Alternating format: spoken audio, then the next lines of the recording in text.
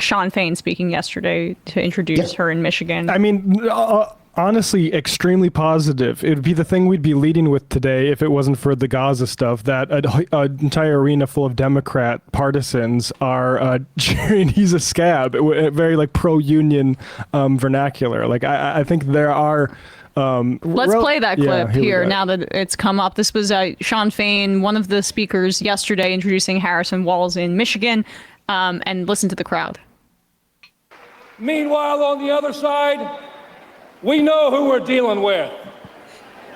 Donald Trump is a scab!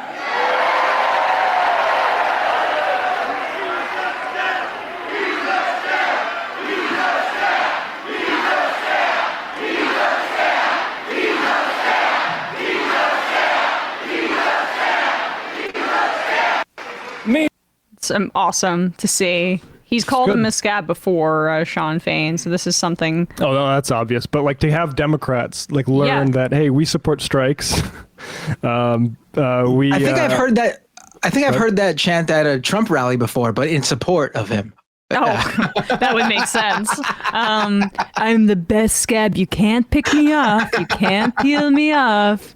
I congeal very nicely.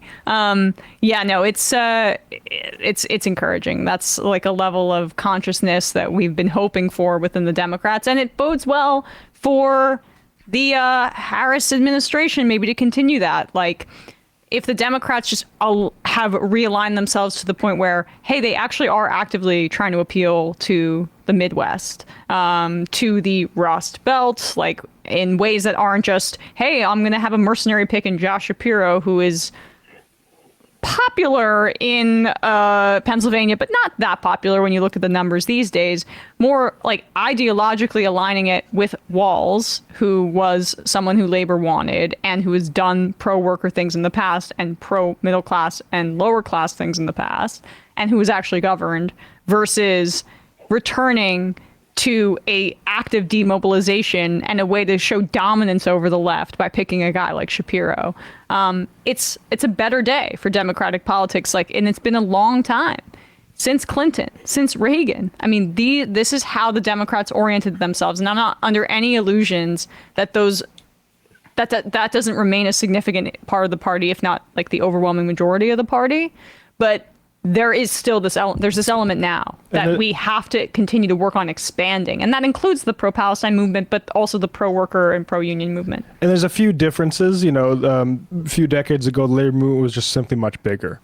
And despite the momentum we're seeing right now, we got a lot of ways to grow up in terms of raw numbers and percentages in terms of having that labor power. But I think the labor movement that exists now, and to the extent it can advance, is more progressive on issue. I mean, calling for a ceasefire in Gaza.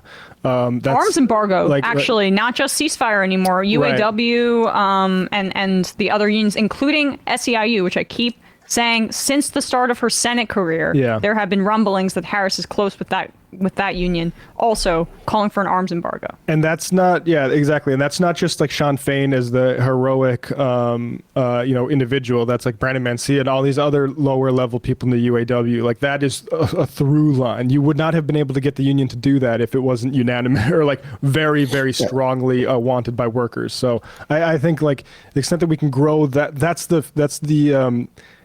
two birds. If we can grow that labor movement, I think that's the most important thing right now. Yeah, definitely. I think, people just have to come to terms with the fact that the Democratic Party is going to have to be forced to do all of the things that they basically promised to do. They're going to have to be forced to expand the Supreme Court. They're going to have to be forced to do filibuster reform. They're going to have to be forced to do Medicare for all, if that's even still on the table, or campaign finance reform. They're not going to do it out of the goodness of their own heart. So we just have to build a stronger base of people who can force those issues. And when people talk too much about harm reduction going into the election, it does seem like they're just shying away from the real conversations of well, how are we going to actually force them to do what they say they do afterwards? How are we going to hold them accountable? Or is the election the furthest we're thinking? Yeah, right. Well, for Democrats, since it's about their freaking careers, that's what they're thinking about. Oh, yeah. We have that should not be our mode of exactly thinking. Also, people are relieved that Joe Biden's gone. That's really it. People just want to believe right now, but like soon they're going to be forced to deal with reality. But like Fair enough. people are still basking. John from T-Burg said, saw a Cybertruck in the wild for the first time yesterday. Looks like a fridge I had in the 90s. It was a piece of shit too. Yeah, we headlines that. I've seen a few downtown Brooklyn the last few days, and I thought it might have been the same person, but it was two different people driving them. And never wanted an egg I never wanted an egg in my pocket so much. No, but water. I mean, it can't get wet, right? So. Yeah, you got to put it into car wash mode. I feel like everyone who owns a Cybertruck is like a YouTuber who has one of those like tech review channels. Like I just don't believe that anyone other than like those people and like a handful of like people who live in Las Vegas own those trucks. Did you see that guy that wow, on cue Tim Pool bought a Cybertruck. You know what's funny about that, and I can't get over this, like Cybertrucks, because they're not getting off the production line super fast, so there's a wait for them. But if you bought your Cybertruck and said like, hey, I don't actually like this Cybertruck, it kind of sucks. It's unable to do things that like the Model. It's able to do things the Model T would do, but not much beyond that. Maybe that's an overstatement. But if you wanted to sell it, you couldn't. And to the extent that you sold it for like say $190 because there's a high demand for it, that $90,000 profit goes back to Daddy Musk. So much for a free market. It's Absolutely. A very controlled little market we got here. Everyone who owns one of those things is a goddamn cuck. Oh yeah, well, did you see that's what that streamer gave to Trump as his gift? Aiden Ross, right? The guy who assassination rap, and Trump like flinched. He's like, I don't know how to think about that. Yeah, right. Fortnite put the Cybertruck in the game, and it's funny because like in the game, it looks fine in the game because it looks like it should be in a video game and not be something in real life. But it's all also those impaling edges, like that's perfect for Fortnite. Everything's a square. It doesn't take a lot of data to like render those curves either. Right. It should be in Minecraft.